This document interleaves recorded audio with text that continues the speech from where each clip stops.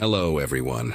Before we start, make sure to like and subscribe to the channel, and leave a comment with where you're from and what time you're watching. That way, YouTube will keep showing you stories just like this one. Now, let's begin.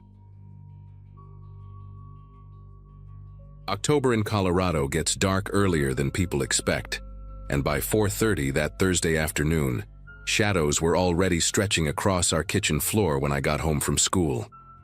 I was 15, a sophomore at Ridgeview High, and had just started getting rides home with my friend Jenna's older brother since soccer practice had moved to mornings.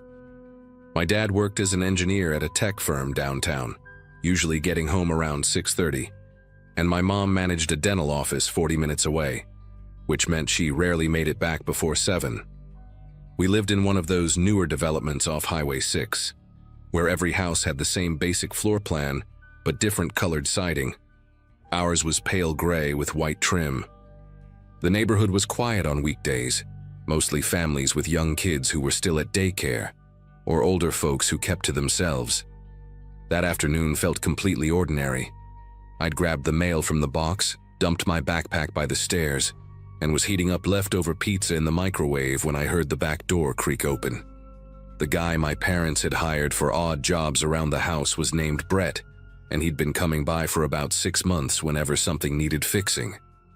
He was maybe 38 or 40, hard to tell exactly, with premature gray streaking through his brown hair and rough hands that always had grease or paint under the fingernails. He wore the same faded blue coveralls every time I saw him, with his name stitched in red thread on the front pocket, though the letters were coming loose at the edges. My mom found him through a neighborhood Facebook group when our fence started falling apart after a bad storm. He charged half what the professional contractors wanted and didn't mind being paid in cash. Brett had fixed the fence, retiled the downstairs bathroom, cleaned the gutters, and just last Saturday had finished installing heavy-duty shelving units in our garage. My dad had paid him that same day. I remembered because Brett had counted the bills twice at our kitchen table while I was doing homework, licking his thumb between each 20. "Mom!" I called out, even though her car wasn't in the driveway, and she never came home this early anyway. The microwave beeped behind me, but I didn't move to get the pizza. Our back door opened directly into a small mudroom that connected to the kitchen, and from where I stood by the counter I could see straight through to whoever was coming in. Brett appeared in the doorway, still wearing those same coveralls, but something about him seemed different. Maybe it was the way he didn't knock first or call out to announce himself like he usually did. He just stood there for a moment, his bulk filling the frame before stepping inside and closing the door behind him. The automatic porch light hadn't turned on yet, so his face was partially shadowed, but I could see he was carrying his old red toolbox, the one with the broken latch that he had to hold closed with his hand. "Hey there, kiddo," he said, using that nickname I'd always hated but never corrected him about. His voice sounded thicker than usual, like he'd been sleeping or maybe drinking, though it was hard to tell. "Didn't mean to startle you. Left my good drill in the garage on Saturday, the DeWalt one. Your folks said I could swing by and grab it whenever."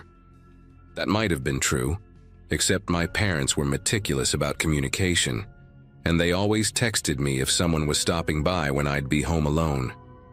I pulled out my phone to check, but there were no messages from either of them. Brett was already walking through the kitchen toward the door that led to the garage, his work boots leaving faint dirt prints on my mom's clean floor. The way he moved seemed too casual, too comfortable, like he belonged here. I followed him to the garage door, keeping my phone in my hand. "I can get it for you," I offered, trying to sound normal even though my mouth had gone dry. "Just tell me where you left it." Brett turned the doorknob but didn't open the door yet. He shifted his weight from one foot to the other, and I noticed a smell coming off him. Not alcohol exactly, but something sharp and chemical, like paint thinner or gasoline. His toolbox made a metallic rattling sound as he adjusted his grip on it. "No, I got it. Might be a few other things I left too. Been doing so many jobs lately, hard to keep track of all my tools." He opened the door and flicked on the garage light, but instead of going straight to the shelves he'd installed, he stopped and scanned the space slowly, like he was memorizing it. My dad's mountain bike hung on the wall, My mom's gardening supplies were organized in clear bins, and there were boxes of Christmas decorations stacked in the corner. The garage felt colder than usual, and I realized the side door that led to the backyard was slightly ajar, moving just enough in the breeze to make a soft scraping sound against the frame. Brett must have come in that way, which meant he'd walked around the entire house instead of coming to the front door like a normal person would. "Actually," he said, setting his toolbox down on my dad's workbench with a heavy thud, "might take me a minute to find everything. Had a bunch of drill bits too, specialty ones. Why don't you go back inside where it's warm?" He wasn't even pretending to look for a drill anymore. Instead, he was opening drawers in the workbench, pulling things out and setting them aside like he was taking inventory. My dad kept cash in one of those drawers, in an old Altoids tin. Emergency money, he called it, usually about $200. I watched Brett's hands getting closer to that particular drawer, and that's when I decided to lie. "My dad's on his way home early today," I said, surprised by how steady my voice sounded. "He texted me like 10 minutes ago. Had to leave work for a dentist appointment, so he'll be here any minute." Brett's hands stopped moving. He looked up at me, and for the first time since he'd arrived, he made real eye contact. His eyes were bloodshot with dark circles underneath, and there was a small cut on his left cheek that looked fresh, maybe a day or two old. "That right?" he asked, his tone flat and unreadable. He abandoned the drawer he'd been about to open and picked up his toolbox again, but he didn't move toward the door. Funny, I drove by his office on my way here, saw his truck in the parking lot. My pulse hammered in my ears. How did he know where my dad worked? Had he been watching us, learning our routines? "He's using my mom's car today," I said quickly. "His truck needed an oil change." Brett made a humming sound, that same tuneless humming he always did while working, except now it sounded menacing in the cold garage. He walked past me back into the house, and I had no choice but to follow. But instead of heading toward the back door where he'd entered, he turned left into our living room. "Just remembered," he said, running his free hand along the back of our couch. "I might have left some screws on the mantel when I was checking that loose panel above your fireplace last month." There had never been any loose panel. He'd never worked in our living room. I stayed in the doorway between the kitchen and living room, calculating distances. The front door was too far. He'd catch me before I could unlock it. The back door was closer, but he was between me and it now. My phone was still in my hand, but calling 911 would take too long. And what would I even say? That our handyman was looking for his tools. He picked up a family photo from the mantel, the one from our vacation to Yellowstone last summer, and studied it carefully. "Nice picture," he said. "Your mom looks young here. She's still wearing her hair like that?" The question made bile rise in my throat. The sound of footsteps upstairs made us both freeze. Heavy footsteps, deliberate and slow, moving from one room to another directly above us.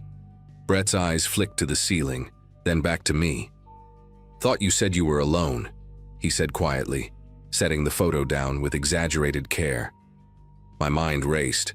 I knew nobody was upstairs. I'd been home for 20 minutes and would have heard someone. But the footsteps continued, and then we heard a door slam hard enough to rattle the pictures on the wall.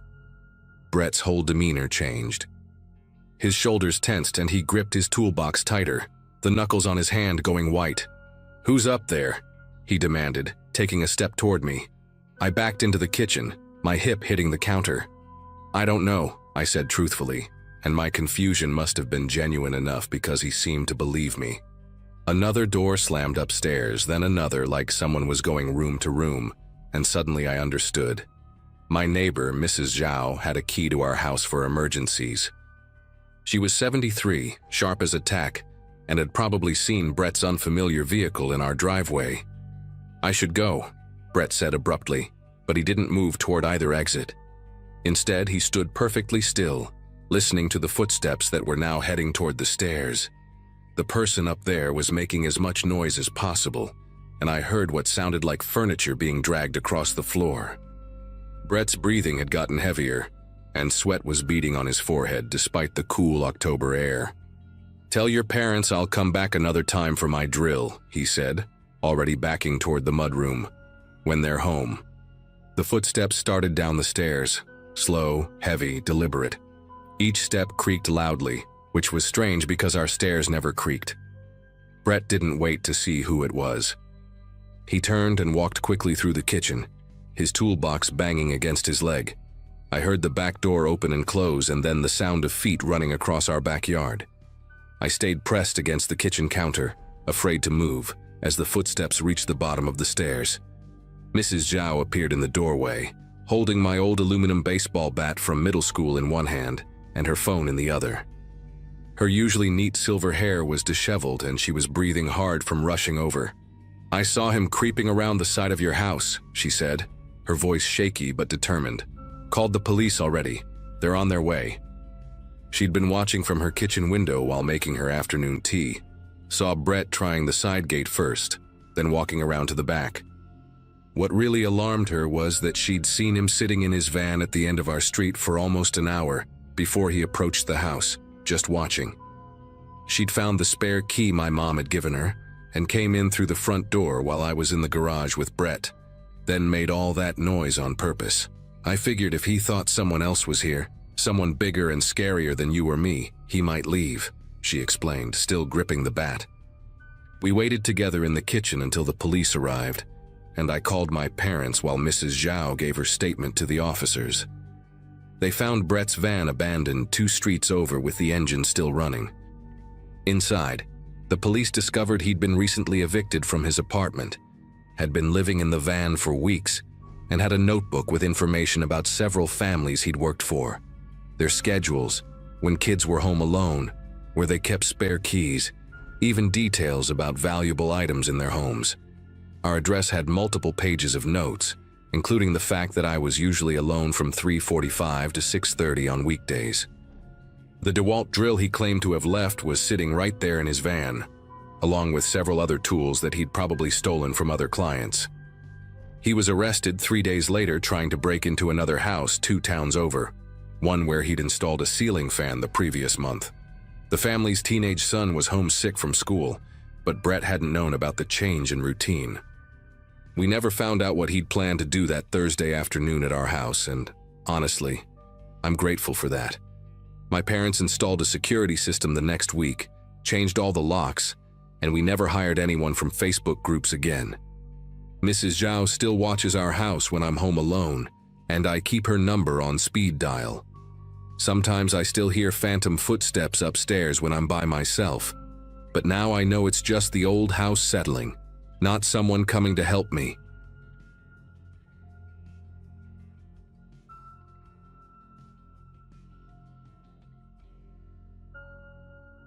Living alone in a duplex in suburban Milwaukee wasn't supposed to be permanent. I'd moved there in August 2018 after my divorce, just needing something cheap and quiet while I figured out my next move. The place was nothing special. Beige walls, outdated kitchen, one of those sliding glass doors to a tiny backyard that I never used. I was working nights at a warehouse back then, which meant I slept during the day and spent most evenings just killing time before my shift. The neighborhood was boring in the best way possible. Families with kids, retired couples who kept their lawns perfect, everyone minded their own business. That Tuesday in early September started like any other day off. I'd woken up around 3 p.m., made some coffee, and realized I needed to grab a few things from the 7-Eleven about 4 blocks away. The convenience store run should have taken 10 minutes, tops. I parked in the nearly empty lot and was walking toward the entrance when these 2 guys came out. The first one was tall and skinny, maybe early 30s, wearing a faded Packers jersey that hung loose on his frame. His buddy was shorter, stockier, had this weird bleached patch in his otherwise dark hair, like he'd started dyeing it and given up halfway through. They were carrying cases of beer and heading to a beat-up Chevy Tahoe. As I passed them, the tall one bumped into me, hard enough that I stumbled. When I turned around, he was grinning at me with these yellowed teeth and said something like, "Watch where you're going, princess." His friend laughed, this high-pitched giggle that didn't match his build at all. I just kept walking, but I could feel them staring at me. Inside the store, I could see them through the window, still standing by their truck, passing a cigarette back and forth and looking in my direction. I grabbed what I needed: milk, bread, some frozen dinners, trying to shake off the weird encounter. The cashier, this kid named Brandon who I'd seen there 100 times, must have noticed something was up because he asked if everything was all right. I told him it was nothing, just some drunk idiots in the parking lot. But when I went to leave, their Tahoe was still there, engine running now, parked right next to my Ford Ranger.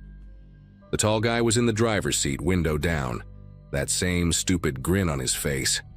As I loaded my stuff into my truck, he leaned out and said, "Nice truck, princess. Bet you got a nice place too."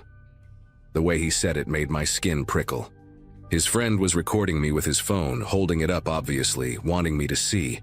I didn't respond, just got in my truck and backed out carefully, watching them in my rearview mirror the whole time. They followed me for about 2 blocks before turning off onto a side street. I took a longer route home just to be safe, circling through the neighborhood twice before pulling into my driveway. The rest of the afternoon was normal. I made dinner, did some laundry, called my brother in Phoenix to talk about nothing important. By the time it got dark around 7:30, I'd almost forgotten about those guys. I settled into my recliner to watch the Brewers game, had a couple beers, was actually starting to relax. My living room faces the front of the house with these thick blinds I usually kept closed at night. The TV was the only light on, casting those flickering shadows you get during night games. Around 10:45, bottom of the 8th inning, I heard a car door slam somewhere close. Not unusual. My neighbor Paul worked odd hours too. But then I heard footsteps on my driveway.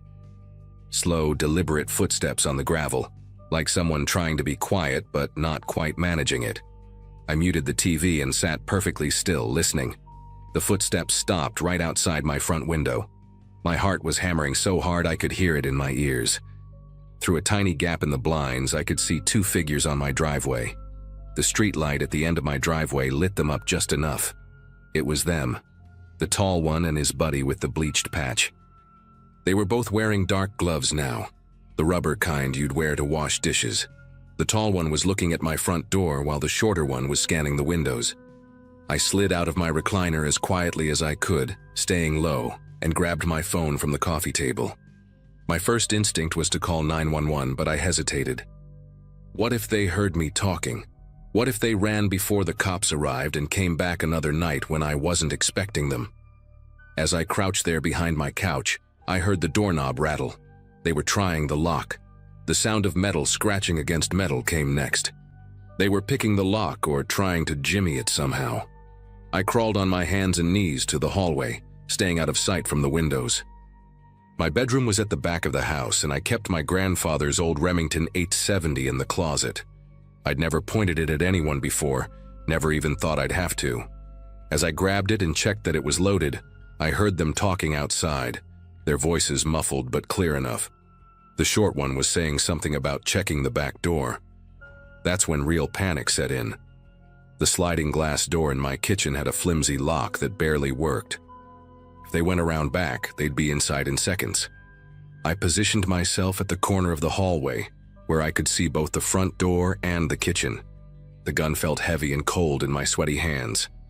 Through the kitchen, I could see a flashlight beam sweeping across my backyard. I heard the sliding door handle jiggle, then that distinctive sound of someone trying to force it up and over the track. My mouth went completely dry. I pumped the shotgun once. That unmistakable cha-chunk sound echoed through the quiet house. Everything stopped. The flashlight beam froze, pointing at my kitchen floor through the glass. For maybe 10 seconds, nobody moved. Then I heard rapid footsteps running along the side of my house back toward the front. I rushed to the living room window and peeked out just in time to see them sprinting to their Tahoe. The tall one looked back at my house once before jumping in. They peeled out so fast they left rubber marks on the street that were still there weeks later. I stood there for probably 5 minutes, gun still raised, waiting to make sure they were really gone. My whole body was shaking with adrenaline. When I finally felt safe enough to move, I called 911 and turned on every light in the house. The cops showed up about 15 minutes later, 2 officers who looked barely older than the cashier at 7-Eleven. They found pry marks on my front door and footprints all around my property. The back door showed clear signs someone had tried to force it. One officer, Officer Nowak, took pictures while his partner asked me questions. I told them about the encounter at the store, described the men, even mentioned the filming. Nowak said they'd check if the 7-Eleven had security footage. They stayed for about an hour, told me to consider getting better locks, maybe a security system. After they left, I dragged my recliner into my bedroom and sat there until sunrise with the shotgun across my lap. I called in sick to work. There was no way I was leaving the house that night. Around 6 a.m., I finally dozed off for a couple hours. When I woke up, I immediately went online and ordered new deadbolts, a security camera system, and motion sensor lights. The next few days were rough. I'd jump at every little sound, check the locks constantly, look out the windows every few minutes. I installed the new deadbolts myself, spent a whole Saturday setting up the cameras and lights. Paul from next door saw me up on a ladder and came over to help. When I told him what happened, he mentioned he'd seen a Tahoe driving slowly past our houses a few times that week before the attempted break-in. Said he didn't think much of it at the time, figured someone was lost. That detail made me sick to my stomach. They'd been planning this, watching my routine, knowing when I'd be home alone. I started parking my truck in different spots, varying when I left for work, being hyper-aware of any vehicle that seemed to be following me. The paranoia was exhausting. I'd check the camera feeds obsessively on my phone during work breaks, sometimes calling in favors with coworkers to drive by my house during their lunch breaks, just to make sure everything looked normal. About 2 weeks later, Officer Nowak called with an update. They'd arrested both men after they tried to break into another house 3 neighborhoods over. The homeowner there had a German Shepherd that went absolutely ballistic when they tried the back door, woke up the whole family. The husband held them at gunpoint until police arrived. Turns out they had a whole operation going. They'd stake out houses, figure out when people were alone, then break in looking for electronics, cash, prescription drugs. The tall one was named Robert Henley, had a record going back years for burglary and assault. His partner was Vincent Russo, mostly petty theft before this. They found videos on Russo's phone of at least 12 different houses, including mine. The prosecutor said I'd probably have to testify if it went to trial, but both ended up taking plea deals. Henley got 3 years, Russo got 18 months. Even with them locked up, it took months before I could sleep properly again. I'd still wake up at every creak, every car door, every dog bark in the neighborhood. I ended up getting a dog myself, a rescue pit bull mix named Brutus who barks at everything and sleeps at the foot of my bed. Funny thing is, he's actually a total softie, scared of the vacuum cleaner and loves belly rubs, but he makes me feel safer. I stayed in that duplex for another year before finding a better place, a second-floor apartment with only one entrance and a doorman. Some people think I overreacted, that I should have just called the cops right away that night instead of grabbing the gun. Maybe they're right. But when you're alone in your house and you hear someone trying to break in, someone you know has been watching you planning this, your brain doesn't exactly work through all the rational options. You just react. That sound of the shotgun pumping probably saved me from whatever they had planned, and I don't regret it for a second. I still see that Tahoe sometimes in my dreams, still hear those footsteps on gravel when I'm half asleep. The security system at my new place is probably overkill. Cameras, smart locks, motion sensors, the works. But it helps me sleep. I ran into Brandon from the 7-Eleven last month at a Bucks game. He remembered that day, said those 2 guys had been hanging around the store for hours before I showed up, already drunk and looking for trouble. He felt bad he didn't warn me somehow. I told him it wasn't his fault. Nobody could have predicted they'd follow me home and try to break in. But here's the thing that still gets me. If I hadn't gone to the store that specific afternoon, if I'd gone an hour earlier or later, none of this would have happened. They picked me randomly, just wrong place, wrong time. That's what keeps me up sometimes. How quick your whole sense of safety can disappear just because you needed milk and bread on a Tuesday afternoon.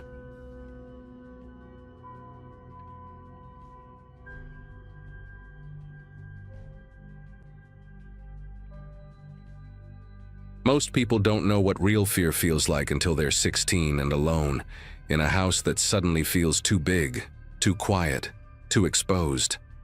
It was a Saturday afternoon in early June 2016, one of those lazy summer days where the heat makes everything move in slow motion. My parents had driven up to Boston for their college reunion weekend, leaving me in charge of our two-story colonial in a quiet Connecticut suburb. I was sprawled on the living room couch, halfway through a Netflix binge and a family-size bag of Doritos, feeling pretty good about having the whole place to myself. The air conditioning hummed steadily, drowning out most of the neighborhood sounds, and I remember thinking how perfect everything was.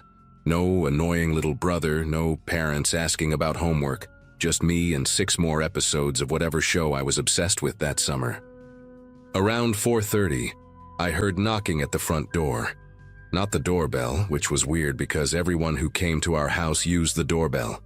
The knocking had this specific rhythm to it: 3 quick taps, pause, 2 more taps, like someone trying to be polite but persistent. Then I heard it. "Hey kiddo, it's Uncle Steve. Can you let me in?" I locked myself out of my car and my phone's dead. The voice was muffled through the heavy oak door, but it sounded exactly like him. That slight Boston accent he never quite lost, the way he stretched out the word kiddo like he always did. Uncle Steve lived about 20 minutes away and dropped by all the time, usually unannounced. Always bringing those butterscotch candies I pretended not to like anymore but secretly still loved. My first instinct was to jump up and unlock the door, but something made me hesitate. Mom had mentioned something that morning about Uncle Steve being in Vermont for the week, visiting his girlfriend's family at their cabin. I walked slowly to the front door, my bare feet silent on the hardwood floor, and peered through the peephole. The fisheye lens distorted everything, but I could see a figure standing there wearing a baseball cap pulled low and what looked like Uncle Steve's favorite Navy windbreaker, the one with the faded Red Sox logo on the chest. The thing is, the porch light wasn't on, and the late afternoon sun was hitting at just the wrong angle, casting shadows across his face. "Come on, sweetheart," the voice continued, and I felt my chest tighten. Uncle Steve never called me sweetheart. It was always kiddo or squirt when he was being extra annoying, but never sweetheart. "I know you're in there. I saw your car in the driveway." That made me pause even more because I didn't have a car. I'd just gotten my permit 3 weeks ago and wasn't allowed to drive alone yet. The figure shifted, and for just a second, I caught a glimpse of his hand reaching up to adjust the cap, and his fingers looked wrong somehow. Too thick, too long, with these yellowish nails that Uncle Steve definitely didn't have. "Listen, I really need to use the bathroom," the voice said, and now it sounded strained, like he was trying too hard to sound casual. "Remember last Thanksgiving when you spilled cranberry sauce all over Grandma Dorothy's tablecloth, and I helped you clean it up before your mom noticed? I didn't tell anyone about that. Come on, just open up for a minute." My whole body went rigid. We did have a cranberry sauce incident last Thanksgiving, but it wasn't Grandma Dorothy's tablecloth. She'd been dead for 3 years. It was Aunt Marie's tablecloth, and Uncle Steve hadn't been there to help because he'd been outside smoking with my dad. Whoever was standing on our porch knew enough about our family to get close, but not enough to get it right. I backed away from the door, my heart hammering so hard I could hear it in my ears, and grabbed my phone from the coffee table. The knocking came again, harder this time, more insistent. "I can hear you moving around in there. Don't be rude to your uncle." My fingers fumbled with the phone as I tried to call my mom, but the call went straight to voicemail. She'd warned me the reunion venue had terrible reception. Dad's phone did the same thing. I thought about calling 911, but what would I even say? There's someone at my door pretending to be my uncle. The knocking turned into pounding now, making the decorative wreath on the door shake. "All right, I didn't want to worry you, but I think I'm having a medical issue here," the voice said, and suddenly it sounded weaker, breathless. My chest, "It's those pills I forgot to take. You remember I have that heart condition, right? The one we found out about after I collapsed at your birthday party?" Another lie. Uncle Steve did have a heart condition, but he found out about it during a routine physical, not at any birthday party. This person had pieces of truth mixed with complete fabrications, like they'd been studying our family from a distance, collecting fragments of our lives. I texted my mom, Someone at door saying they're Uncle Steve, but it's not him. What do I do? The typing bubbles appeared and disappeared several times, but no message came through. The pounding stopped abruptly, and the silence that followed was somehow worse. I crept to the living room window and carefully pulled back the curtain just enough to see the porch. The figure was walking around the side of the house now, heading toward the backyard. Our back door was glass. Those French doors my mom loved because they let in so much light. But they had this flimsy lock that my dad kept saying he'd reinforce but never did. I ran to the kitchen, my socks sliding on the tile, and saw him standing there on the deck, his face pressed against the glass. In the clearer light, I could see him properly for the first time. He had Uncle Steve's general build, that same stocky frame, but his face was all wrong. The features were similar but stretched somehow, like someone had tried to reconstruct Uncle Steve from memory. His eyes were the worst part. They were the right color, that greenish hazel, but they were flat and unblinking, studying me like I was an insect under glass. He smiled when he saw me looking, and his teeth were perfectly white, too perfect, like dentures or veneers, nothing like Uncle Steve's coffee-stained, slightly crooked smile. "There you are," he said, his voice still maintaining that Uncle Steve impression, but slipping at the edges like an actor forgetting his accent. His breath fogged up the glass as he spoke, and I noticed he was wearing latex gloves, thin medical ones that made his already strange hands look even more unnatural. "Why don't you just let me in? I promise I won't stay long. I just need to pick up something I left here last week. That watch your dad borrowed, remember?" My dad had never borrowed Uncle Steve's watch. My dad didn't even wear watches. He always said they made his wrist itch. The man's hand moved to the door handle, jiggling it gently at first, then with more force. The lock held, but the whole frame shook, and I knew it wouldn't take much more to break it. I grabbed the biggest knife from the wooden block on the counter, the one Mom used for carving turkey, and held it with both hands, trying to stop them from trembling. "That's not very nice," he said, noticing the knife. His voice dropped the Uncle Steve impression entirely now, becoming something lower, rougher. "I just want to come in and talk." I heard something then that made every muscle in my body lock up, the sound of breaking glass from upstairs. Not loud, not a window smashing, but the careful, deliberate sound of someone cutting through glass, like when my dad had to replace a broken pane in the bathroom window last summer. The man at the back door must have seen my eyes dart upward because he laughed, this soft, pleased chuckle that sounded nothing like Uncle Steve. "That would be my friend," he said conversationally, like we were discussing the weather. "See, I knew you'd be difficult. Kids always are. Your parents really should have taught you better manners." I could hear footsteps above me now, slow and deliberate, moving from what sounded like my parents' bedroom toward the stairs. The man at the door had stopped trying to force it. He just stood there, watching me with those empty eyes, waiting. That's when I realized he wasn't trying to break in anymore. He was keeping me there, making sure I didn't run while his partner came down to get me. The footsteps reached the top of the stairs, and I had maybe seconds to decide what to do. The knife felt useless in my hands. What was I going to do? Fight off two grown men? I thought about the panic button on our alarm system, the one my parents had installed after a string of break-ins in the neighborhood last year. It was on the wall near the garage door, just 15 feet away, but it might as well have been a mile. The man at the back door tapped on the glass with one gloved finger, a steady rhythm like a countdown. "You should probably put that knife down before someone gets hurt," he said, and his voice had this horrible fake concern in it. "Wouldn't want you to have an accident." The footsteps were coming down the stairs now, heavy and unhurried. I could see a shadow moving in the hallway, getting larger. That's when something inside me just snapped into focus. I wasn't going to stand there and wait for whatever they had planned. I spun around and sprinted for the garage door, slamming my palm on the panic button so hard it hurt. The alarm exploded through the house, this piercing shriek that made my ears ring. The man at the back door started pounding on the glass with both fists, his face contorted with rage, no longer bothering with any pretense. I heard the glass crack, spiderwebbing from the impact. The footsteps on the stairs turned into running, and I saw him clearly as he rounded the corner into the kitchen. A tall, thin man in dark clothes with a ski mask pulled up just enough that I could see his mouth, which was moving like he was cursing, but I couldn't hear anything over the alarm.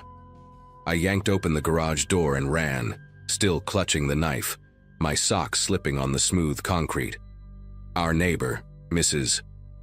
Nowak, was already on her front lawn with her phone out, probably calling 911. She was this tough Polish lady in her 70s who didn't take nonsense from anyone, and when she saw me running out of the garage barefoot and carrying a knife, she didn't ask questions. She just grabbed my arm and pulled me behind her, shouting something I couldn't understand over the alarm. I turned back to see both men standing in my garage just watching us. They didn't chase me. They just stood there for maybe 3 seconds, looking at Mrs. Nowak and her phone, then turned and walked calmly back through my house. The police arrived within 4 minutes. Turned out 3 different neighbors had called 911 when the alarm went off. They found the house empty, but the back door glass was cracked, and there was a perfect circular hole cut in my parents' bathroom window, the edges smooth like it had been done with professional tools. Nothing was taken, which somehow made it worse.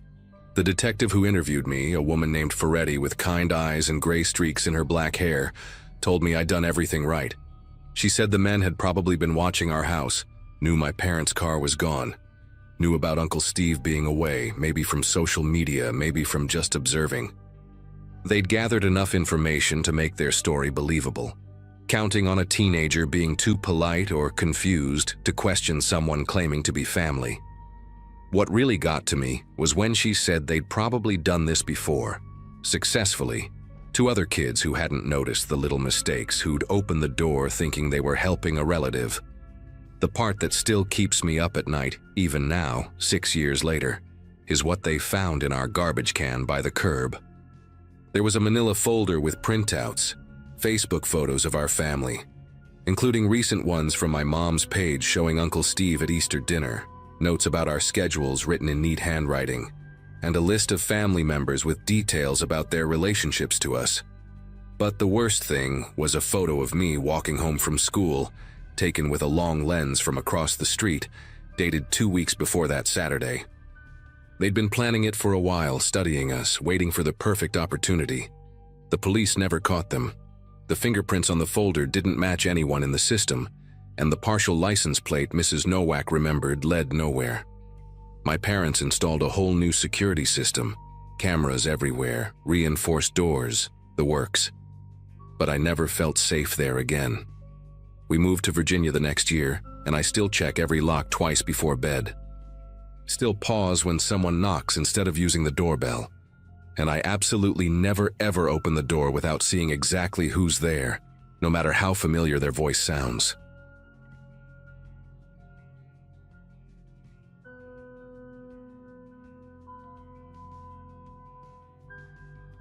The wallpaper in my apartment was peeling off in long strips, yellowed from decades of cigarette smoke from previous tenants. And every morning I'd wake up to find another piece had fallen during the night.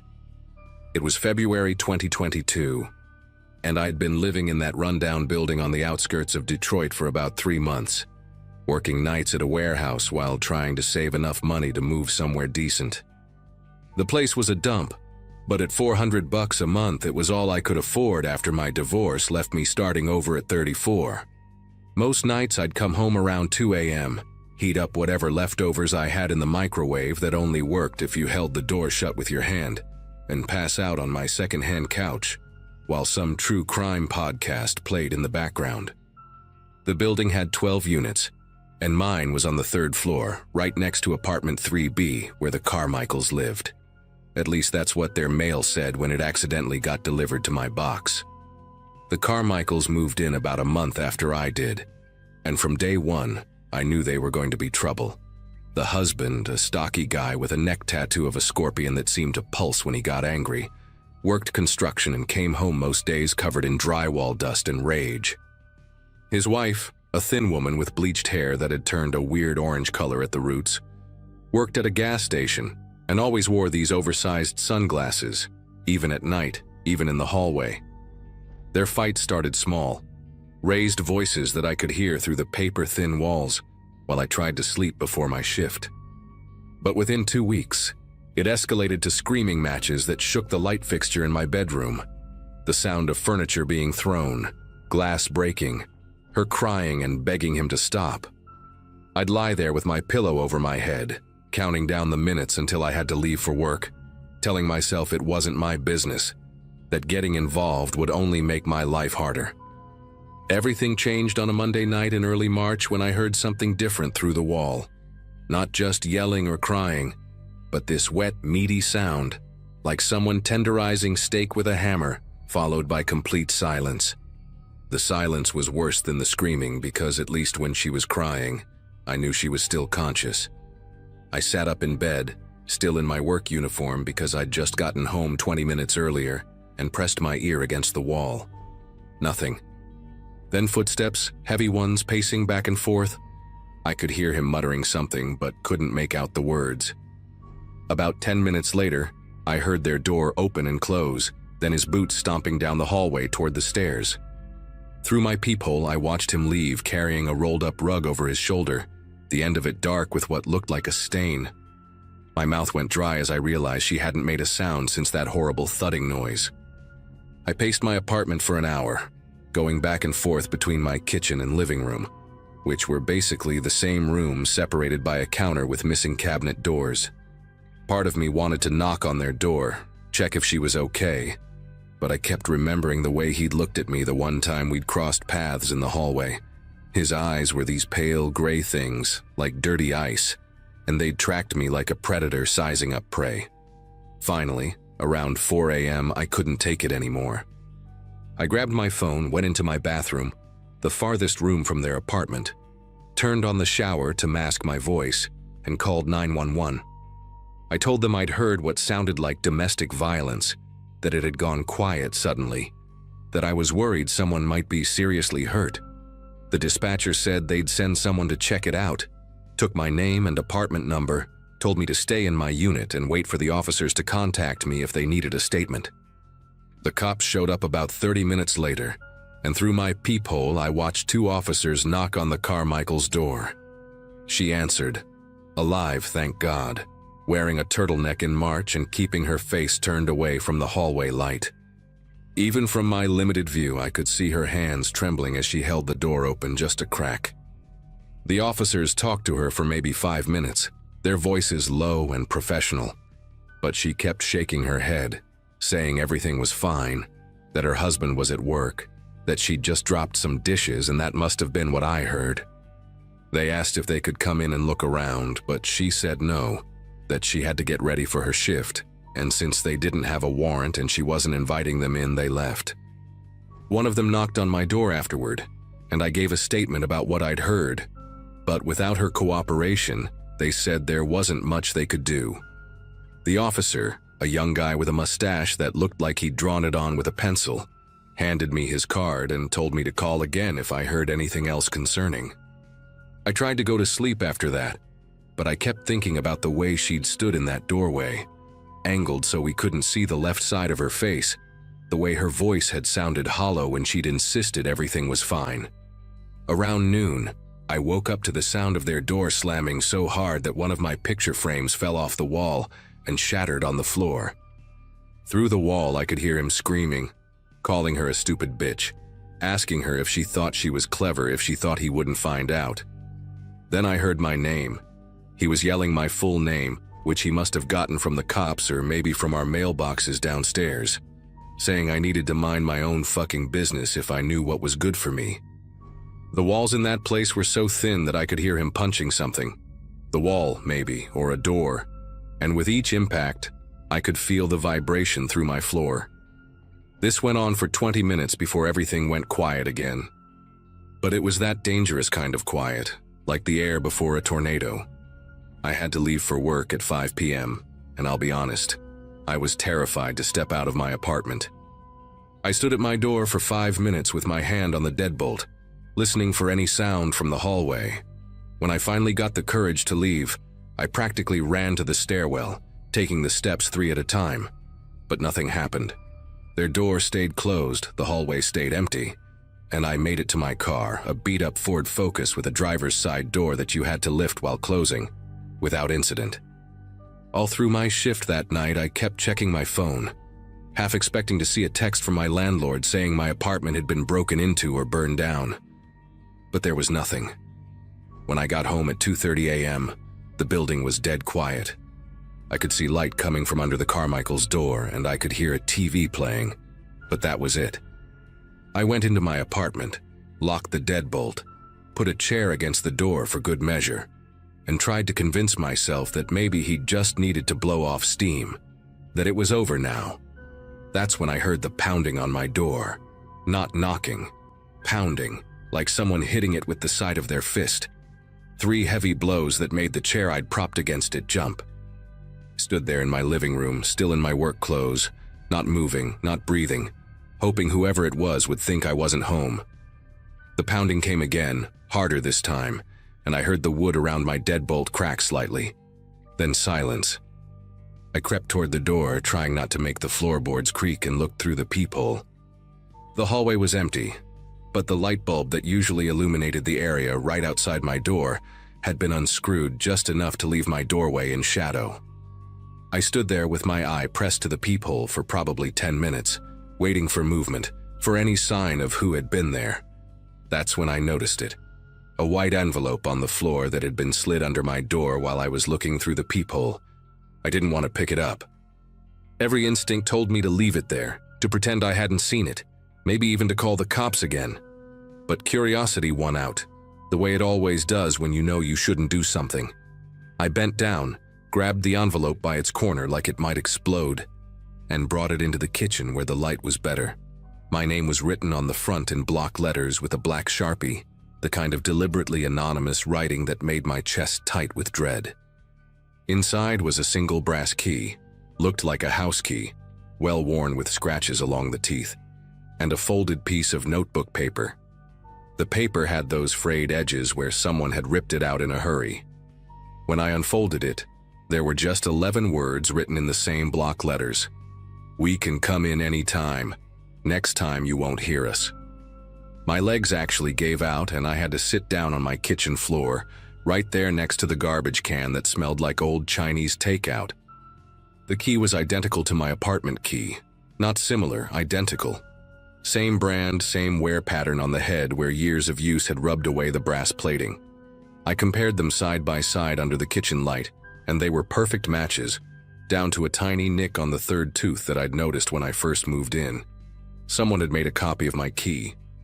The only people who should have had access to it were me and my landlord, Mr. Garrison, a 70-year-old man who lived in Florida and only communicated through his property management company. But then I remembered, about 2 weeks earlier, I'd lost my keys at work. They'd fallen out of my jacket pocket somewhere in the warehouse, and I'd spent my entire lunch break looking for them. Eventually found them by the loading dock, figured they'd slipped out when I was moving boxes. Except now I wondered if they'd really been lost, or if someone had taken them, made a copy, and returned them where I'd find them. The thought made me want to vomit.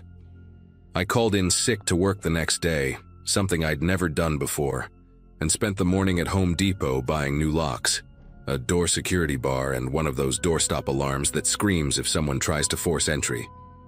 The guy at the store, a kid with gauged ears and a name tag that said Nathan, helped me pick out a deadbolt that he said would be practically impossible to pick without power tools. I wanted to tell him that picking the lock wasn't my concern anymore, that they had a key, but I just nodded and threw it in my cart along with a motion sensor light for inside my apartment. When I got back to the building around 1 p.m., the Carmichael's door was open, and I could see straight through to their living room. She was sitting on a brown couch with stuffing coming out of the arms, sorting through what looked like mail, while he stood by the window smoking a cigarette even though it was against the lease. We made eye contact for maybe 2 seconds, him, not her, and he gave me this slow nod, like we were acknowledging something between us. His mouth moved like he was about to say something, but then he just took another drag and turned back to the window. I hurried into my apartment and spent the next 3 hours replacing the locks, my drill so loud I'm sure the whole floor could hear it. That night, I didn't sleep. I sat in my living room with all the lights on, the security bar wedged under the doorknob, the doorstop alarm activated, and a baseball bat across my lap. A Louisville Slugger I'd bought years ago for a company softball team I never actually joined. Around 3 a.m. I heard footsteps in the hallway, that distinctive heavy boot sound I'd learned to recognize. They stopped right outside my door, no knocking, no pounding, just standing there. I could see the shadow of feet in the gap under the door, perfectly still. This went on for maybe 5 minutes, though it felt like hours, before the footsteps moved away. The next morning I packed everything I could fit in my car, left the furniture because it was all garbage anyway, and drove to my sister's place in Ohio. Didn't even tell the landlord I was leaving, just abandoned the place and figured losing my security deposit was worth it. Before I left, I slid the key they'd given me under their door with my own note that just said keep it. Never went back, never found out what happened to them, and honestly, I don't want to know. Sometimes at night, even now, 2 years later, living in a decent apartment with proper locks and normal neighbors, I still wake up thinking I hear those boots in the hallway.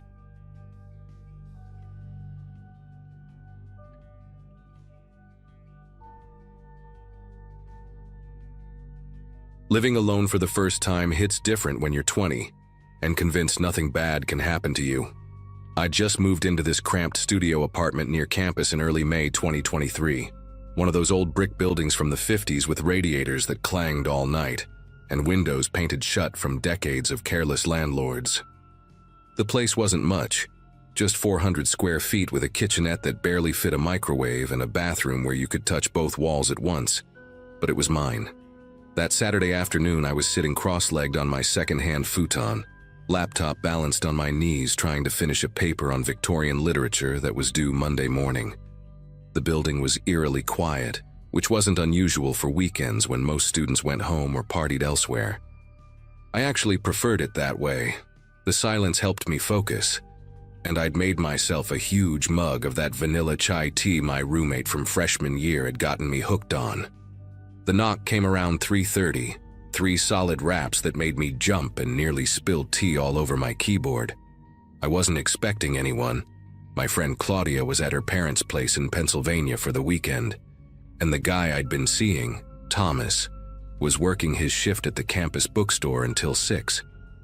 Through the peephole I saw a man I didn't recognize, probably mid-40s, wearing a navy jumpsuit with what looked like a name patch sewn on the chest. He had this weird posture, standing too close to the door with his shoulder almost pressed against it, like he was trying to hear if anyone was inside. His hair was this unnatural shade of reddish brown, the kind you get from a box dye job gone wrong, slicked back with too much gel that made it look wet even though it was a sunny day. When he knocked again, harder this time, I could see his knuckles were covered in these dark, irregular scabs, like he'd been punching something rough repeatedly. "Maintenance," he called out, his voice muffled but oddly high-pitched for such a stocky guy. "Got a report about a leak coming from your unit. Need to check your kitchen pipes right away." Here's the thing. I'd been living there for 3 weeks already, and the actual maintenance guy, Jorge, was this sweet older gentleman who always wore a gray uniform with the building's logo embroidered on the pocket. Jorge had fixed my toilet the first week I moved in, and he'd specifically told me that maintenance never shows up without calling first, or leaving a notice under the door at least 24 hours in advance. Plus, he'd mentioned he was the only maintenance person for our building, and the 2 adjacent ones, and that he never worked weekends unless it was an absolute emergency, like a burst pipe flooding multiple units. This guy at my door? His jumpsuit had no logo, just that name patch I couldn't quite read through the peephole's fisheye distortion. I called out, keeping the chain lock secured. "I haven't reported any leak, and I haven't gotten any notice about maintenance today." The man shifted his weight, and I heard him breathing heavily, almost panting, like he'd run up the 3 flights of stairs to my floor. "Ma'am, the leak's affecting the apartment below you," he insisted, and now his voice had this strange urgency that made the hair on my arms stand up. "The tenant in 2B called it in an hour ago. Water's dripping through their ceiling tiles. Could cause major damage if we don't fix it now." The thing is, I knew for a fact that 2B had been empty for at least a month. I'd seen the previous tenant, an elderly woman with 3 cats, move out in April, and the super had mentioned they were renovating it before listing it again.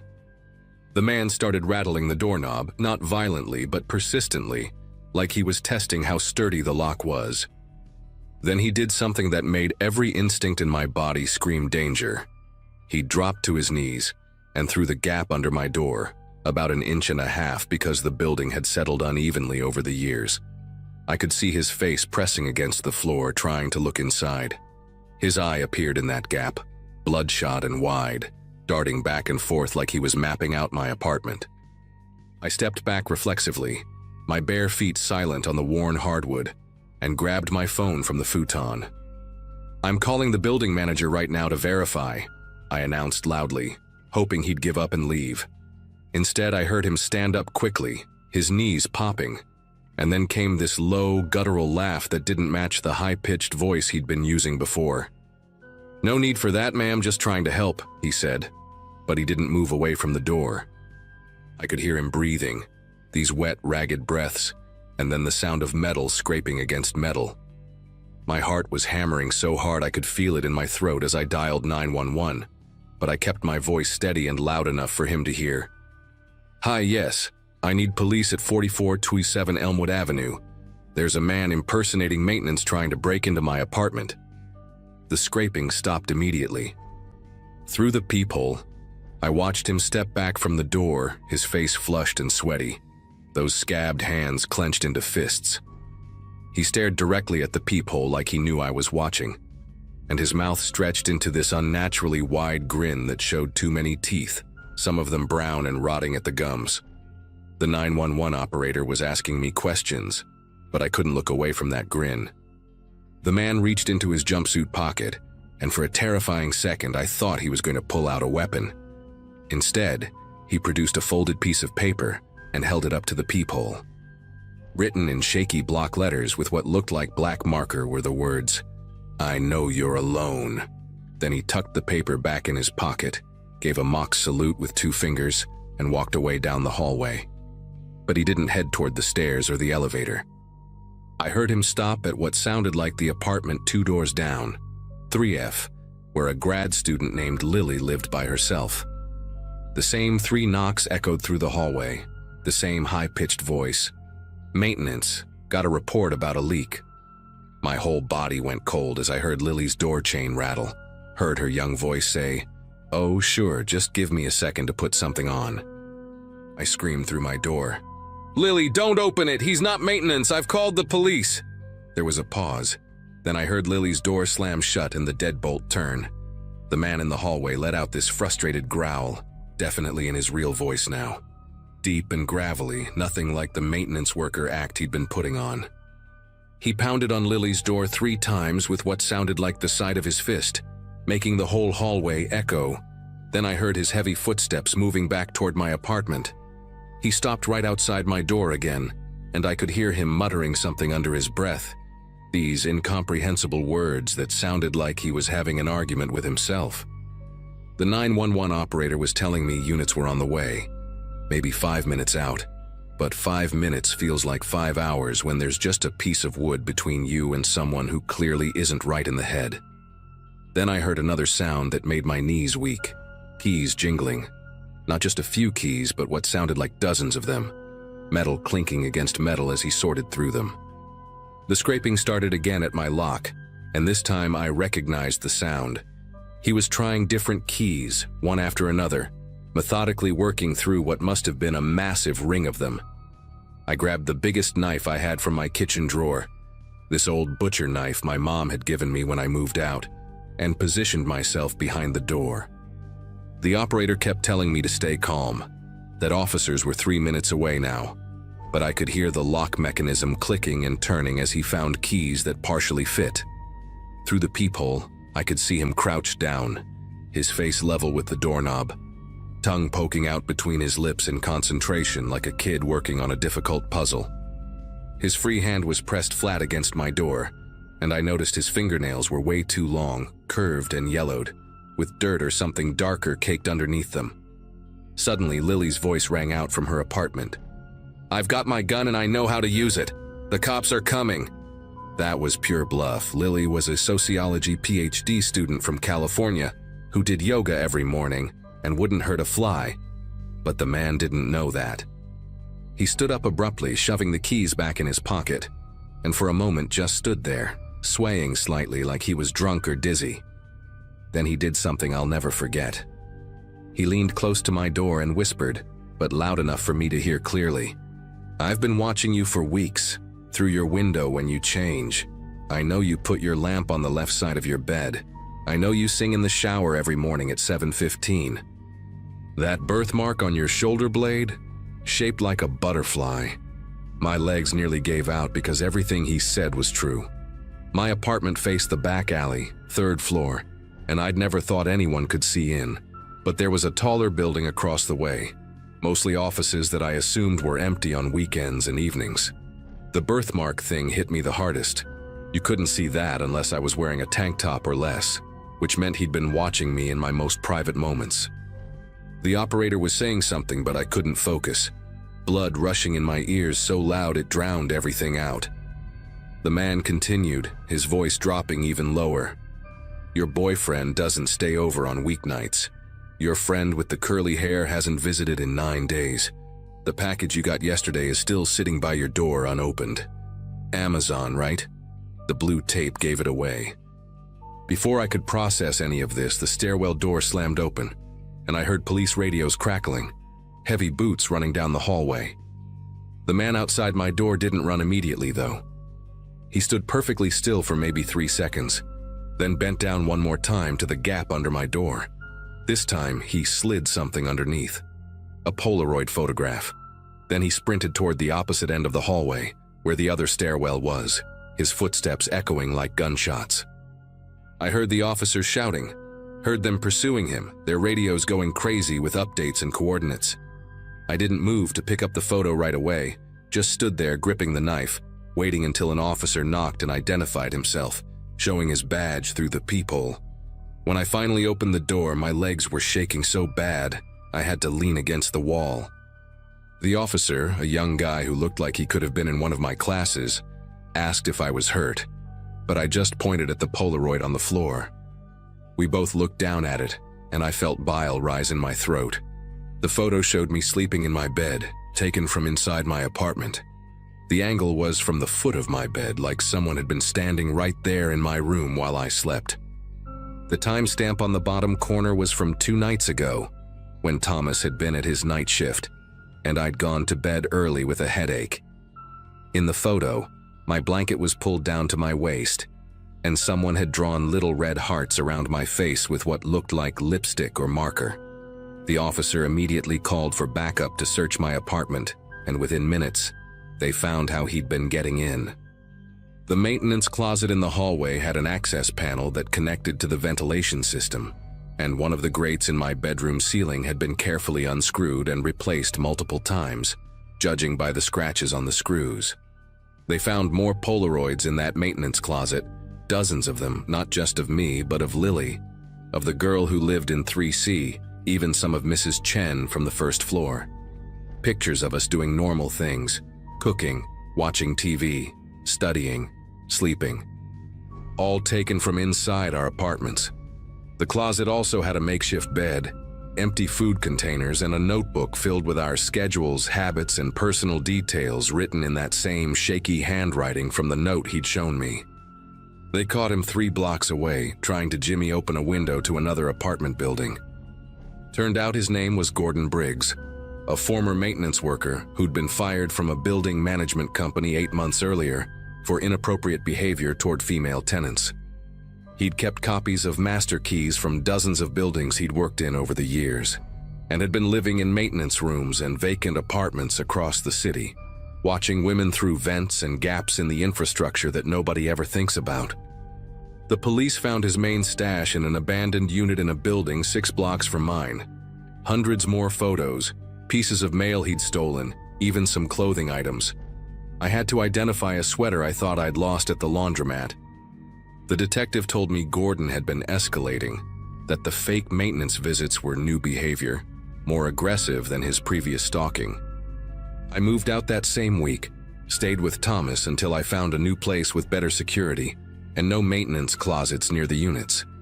Lily moved too, and so did the girl from 3C. The building management company paid for our moving expenses and tried to keep it quiet, but word got out anyway. Last I heard, the building was half empty and up for sale. I still check my ceiling vents in every new place I live, still feel my chest tighten when someone knocks on my door unexpectedly, and I never ever open the door for maintenance without calling the building manager first to verify.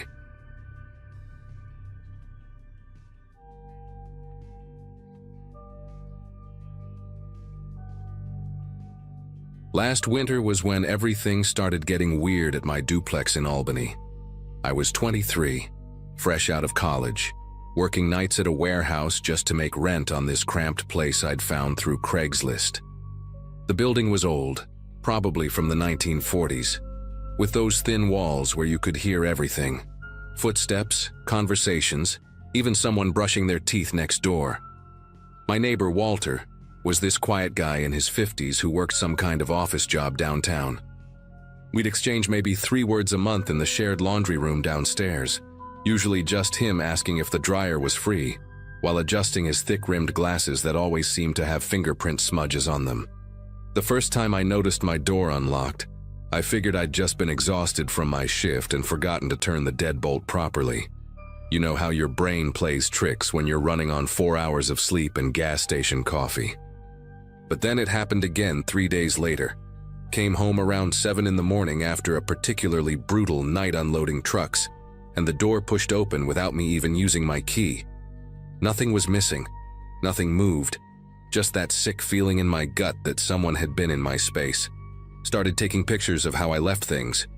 The angle of my coffee mug on the counter, the way my shoes lined up by the door, even the position of my TV remote on the couch arm. For about 2 weeks, nothing else happened. I'd almost convinced myself I was being paranoid. Maybe the lock was just worn out. Maybe the door frame had warped from the cold. Then came that Thursday night. I'd called in sick to work because I'd been throwing up all day, probably from some sketchy Chinese takeout I'd grabbed the night before. Around 9:30, I was lying on my couch watching some mindless reality show when I heard it. The distinct sound of my refrigerator door opening. Not the hum of it running, but that specific suction sound when the seal breaks. I muted the TV immediately, and there it was again. The clink of glass bottles shifting in the door shelf. Walter was in my kitchen. I could see his silhouette from where I was lying, illuminated by the fridge light. He was wearing what looked like pajama pants and a faded blue t-shirt with some kind of company logo on it. The strangest part was how casual he seemed, like he belonged there, carefully moving things around to reach something in the back. I sat up slowly, and he must have sensed the movement because he turned around, still holding my jar of strawberry jam. "Oh, hey there," he said, his voice steady and pleasant, like we'd bumped into each other at the grocery store. "Didn't think you'd be home tonight. Found your spare key in the laundry room last week. Figured we're neighbors, shouldn't be a big deal if I grabbed some sugar for my coffee." The thing is, I'd never had a spare key. Never made one. Never hid one anywhere. My landlord had one copy, and that was it.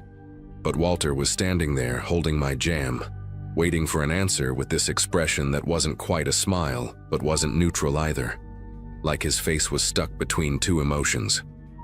I told him there was no spare key, that he needed to leave right now.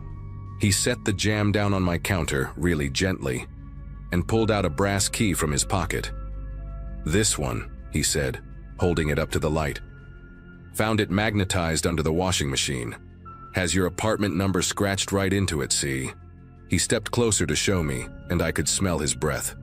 Coffee and something medicinal, like cough syrup. I backed up toward my phone on the coffee table. Told him again to get out or I'd call the cops. Walter didn't move, though. He just stood there in my kitchen doorway, tapping that key against his palm in this slow rhythm. "You work nights at the distribution center on Route 41, right? Must be exhausting. All alone here during the day, nobody checking on you." His voice stayed conversational, but the words made my skin prickle. I've been meaning to return this key, honestly. Just kept forgetting. But since I'm here, mind if I get that sugar? I already started making my coffee next door and it's getting cold. The way he said it, like we were having a normal conversation about borrowing ingredients, while standing in my apartment at night, it was like talking to someone whose reality operated on different rules. I grabbed my phone and started dialing 911, but Walter just sighed like I was being unreasonable. "There's no need for that," he said, finally moving toward my front door. "I'll get my sugar another time, but you should really be more careful about where you leave your keys. Found this one so easily. Imagine if someone dangerous had picked it up instead."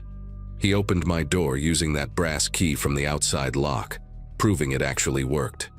Before leaving, he paused and looked back at me. "You should try sleeping during normal hours sometime. All that night work, irregular schedule, it's not healthy. I can hear you moving around at odd times through the walls, pacing, talking to yourself. The walls are thin, remember?" Then he left, closing the door quietly behind him. I called my landlord immediately, even though it was late. He sounded annoyed but confirmed he'd only ever made one spare key, which he still had in his office safe. When I insisted someone had copied my key, he said it was impossible. The locks were some special brand that required authorization from the manufacturer to duplicate. I changed the lock myself that night, went to the 24-hour hardware store and bought the most expensive deadbolt they had.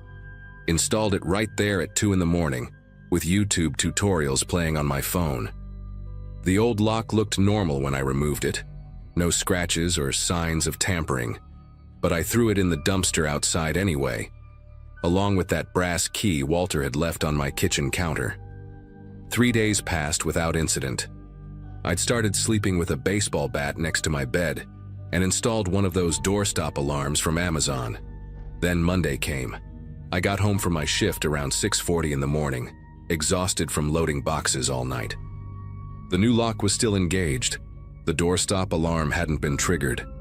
Everything seemed fine. I made myself some instant oatmeal and crashed hard, not even bothering to shower. Woke up around 3 in the afternoon to the sound of my shower running. Not dripping, fully running like someone was in there. I grabbed the bat and crept toward the bathroom. The door was slightly open, steam seeping out into the hallway. Through the gap, I could see a figure behind my shower curtain, just standing there under the water, not moving at all. I kicked the door open and yanked the curtain back. It was Walter, fully clothed in khakis and a button-down shirt, just standing under the hot water with his eyes closed. When he opened them, he didn't even look surprised. "The water pressure is better in your unit," he said matter-of-factly, water streaming down his face. "Mine barely gets warm anymore. Landlord won't fix it." He stepped out of the shower, his clothes making wet squelching sounds against the tile. "How did you get in here?" I demanded, still gripping the bat. He reached into his soaked pocket and pulled out another key, this one silver and newer looking. "You really should check your ceiling tiles," he said. "The one above your bathroom, it's loose. Connects right to my bathroom through the crawl space. Been meaning to tell the landlord about that too." That's when I lost it. Started yelling at him to get out, waving the bat around. Walter just walked past me, dripping water all over my floor, and sat down on my couch like nothing was wrong. The wet fabric made this horrible squishing sound as he settled in. "You need to calm down," he said, wringing out his shirt sleeve onto my carpet. "We're neighbors. Neighbors help each other. I water your plant when you're at work. That spider plant by the window. You never water it enough. I make sure your mail doesn't pile up. I even killed those mice in your walls last month. You didn't even know you had mice, did you?" He was right. I hadn't known about any mice. But now I was thinking about all those times I'd come home to find things slightly different. My plant looking healthier, mail stacked differently, that faint smell of men's cologne I'd attributed to imagination. I told him I was calling the police right now, no more warnings. Finally, something shifted in his expression. He stood up from my soaked couch and walked to the door, leaving wet footprints across my floor. "Fine," he said, his voice different now, colder, flatter. But when your pipes freeze this winter, when your power goes out during storms, when you need someone to check if you're still breathing after not coming home for days, don't expect help. I know you don't have family here. I know you don't have friends. I was just trying to look out for you. He left through the front door this time, using yet another key I didn't know existed. I called the police, filed a report, but they said without proof of forced entry or stolen items, it was a civil matter.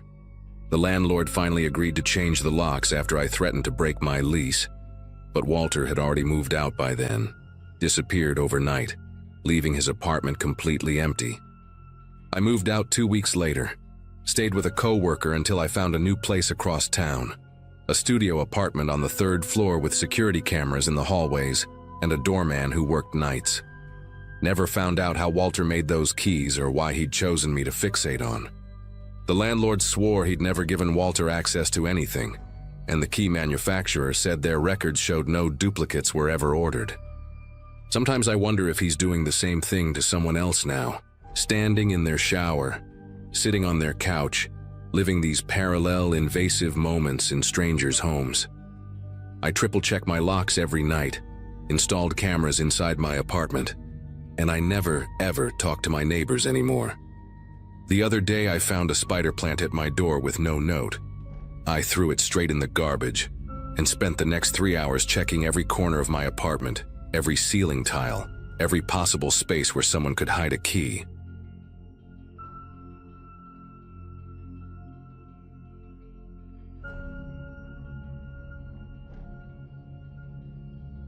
I'd been living in that small rental house for about 8 months, just me and my 6-year-old son, Caleb.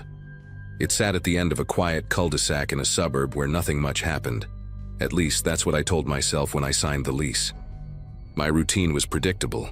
Work, pick up Caleb from after-school care, dinner, homework, then bedtime around 8. That night, everything felt calm. The air was still. The street was quiet. And from my kitchen window I could see the faint glow of other houses settling into their own nightly routines. I had just finished reading Caleb his usual 2 bedtime stories when I heard the click from the backyard motion light. That sharp electrical pop the fixture makes when it flicks on was distinct enough that I paused mid-sentence. I brushed it off at first, probably a raccoon nosing around the trash bin, I thought, and went back to tucking the blanket around him. But the yard was fenced, and the bin was latched. Still, I didn't want him picking up on my hesitation, so I gave him a goodnight kiss and stepped quietly into the hallway. From the living room, I peeked through the blinds just enough to see the backyard. The bright cone of light illuminated the patchy grass and the worn wooden fence, casting sharp shadows from the lawn chairs I'd never gotten around to using. Nothing moved. The air was perfectly still. No wind to sway the tree branches, no flutter of leaves. I waited, holding my breath without realizing it, until the light clicked off again. Probably a bug, I told myself, though the thought didn't quite stick. I went back to the kitchen to clean up, but before I'd finished rinsing the plates, the motion light clicked on again. This time I moved faster, padding to the window with the blinds barely parted. The yard looked exactly the same as before. Still, silent, empty. It was just strange enough that a thin unease started creeping up the back of my neck. I told myself I'd ignore it unless it happened again. But less than 5 minutes later, the click came a 3rd time, and when I looked out, someone was standing just beyond the reach of the light, unmoving, facing directly toward my house. The figure stood just past the bright edge like it knew exactly where the sensor stopped seeing. The fence boards came up to his shoulders, 5.5 feet to the top rail, so he was taller than me, maybe 6 foot or close. A hood covered most of the head, and what I could make out of the face was a flat darkness where features should have caught the light. No shifting weight, no fidgeting, not even the small movements people do without noticing.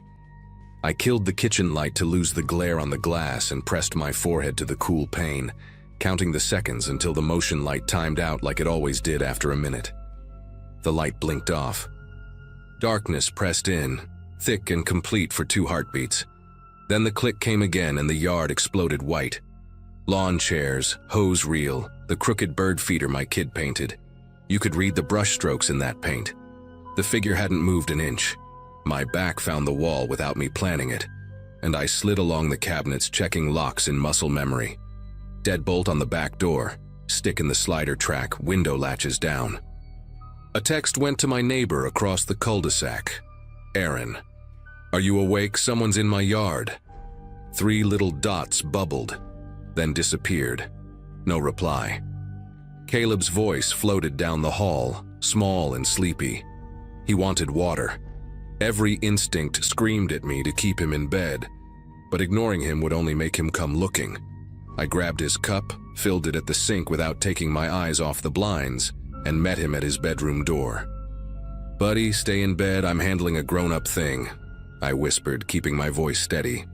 As I tucked the blanket again, a soft scrape, grit grinding under a shoe, carried from the side yard where the gravel path runs to the gate. The light cycled off, then on again. And when I returned to the window, the figure stood a single step closer to the house. Talking to the glass felt ridiculous, but silence felt worse. "You need to leave," I said, keeping my voice low and controlled. No response. The key fob for my car sat in the dish by the door. I hit the panic button. The horn erupted, headlights flashed. The whole quiet street echoed. The figure backed into the darkness, not hurried, just deliberate, and vanished beyond the sensor's reach. That was my line. I dialed 911 and gave the dispatcher, her name was Kara, my address, the layout of my yard, and a running description of what I'd seen. While we spoke, the side gate latch rattled once. A clean metal click, like someone testing how much give it had. Kara told me to stay on the line, keep the doors locked, and move away from the windows. I herded Caleb into my bedroom and locked the door, pulling him onto the bed with me while I kept the phone pressed to my ear. The hum of the line and Kara's calm voice were the only things keeping my thoughts from spiraling. Every few seconds I'd catch a faint crunch outside. Gravel, grass, maybe the wooden deck boards flexing under weight. Kara said officers were on the way, maybe 5 minutes out. 5 minutes felt like an hour. I kept scanning the shadows beyond the curtains, half expecting that hooded shape to be inches from the glass when I looked. Then came the sound of the motion light again, that sharp, mechanical click. My bedroom window faced the opposite side of the yard, the part the light barely touched, but in the faint spillover glow I could make out the pale vertical lines of the fence. And there, between 2 slats, a dark shape filled the gap. Someone's face was pressed close enough that I could see the outline of a cheekbone, the curve of a jaw. Not moving, just there. I whispered to Kara what I was seeing, and she told me not to engage, that the officers were seconds away now. The next thing I heard was the distant warble of a siren winding into the neighborhood. The figure at the fence disappeared, as if pulled backward by invisible hands. A few seconds later, the motion light went dark for the last time. The cruiser pulled up out front, its headlights sweeping across my living room. 2 officers checked the yard with flashlights, found the gate latch loose but unbroken, and confirmed there were no fresh footprints, at least none they could make out in the patchy grass and hard soil. They took my statement, gave me a case number, and promised extra patrols that week. After they left, I spent the rest of the night in Caleb's room, his small breathing steady against the pillow while I sat by the window watching the backyard. The light never came on again. I replaced it with a camera the next day, one with night vision and a motion alert to my phone. In the months since, it's never once triggered for a person.